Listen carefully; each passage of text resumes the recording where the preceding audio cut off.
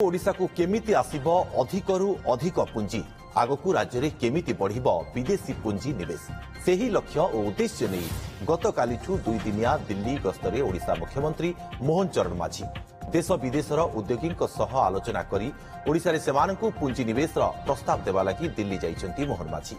एही अवसर में आज दिल्ली रे मुख्यमंत्री हेबो प्रथम रोड शो।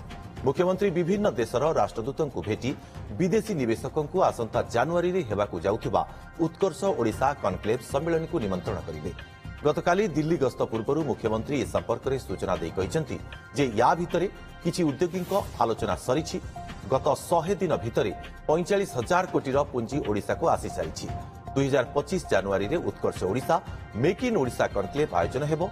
यह जनवरी 28 और 29 तारीख 2 दिन धरी चलिबो। एबे 2 दिनिया दिल्ली गस्तरे थिबा मुख्यमंत्री विभिन्न निवेशकों सह 1-to-1 आलोचना करिवे बोली कहिसेंती मुख्यमंत्री। राज्य में 5 वर्ष में 5 लाख कोटी टंकार पुंजी निवेश करिवार लक्ष्य रखा जायछि। विशेष करके विभिन्न देशर राष्ट्रदूत माने एवं हाई कमिशनर माने जो माने आसुचंती तांकर सहित आलोचना हबो एवं समानंकु ओडिशा आसीबा पई मध्य जहां हमर आसंता 2025 मसीहार जो जनवरी मास 28 और 29 तारीख रे Utkarsh Odisha make in Odisha conclave 2025 रो 2 दिन धरिकी एठी भुवनेश्वर रे कार्यक्रम अछि। तांको निमंत्रण देवा सहित एठी 5 लाख कोटी टंकार पुंजी निवेश करा जिबा पई तांको मु सेठी अनुरोध करिबी।